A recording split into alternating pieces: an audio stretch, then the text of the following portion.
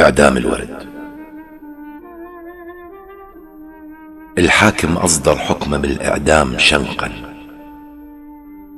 ويشتمل هذا القرار أدناه أسماء الذوات،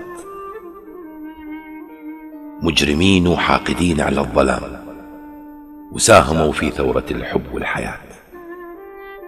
أولا، الورد مجرم خطير، يمسح دموع اليتامى ويشبه خدود البنات، والهوى كبر عميل، يساعد المعدوم لو ضك الحبل ينطي ثبات.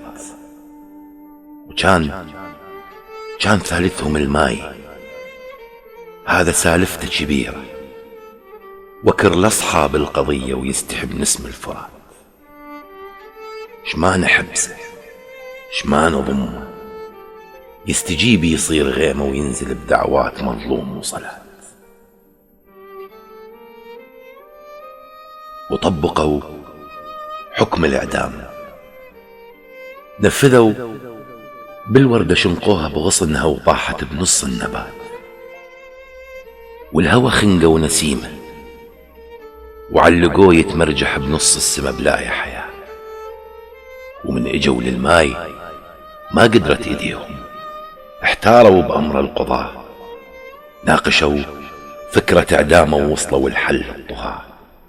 جمدوه، شدوا رقبته، ومن بعد هالماي مات، ومن بعد هالماي مات.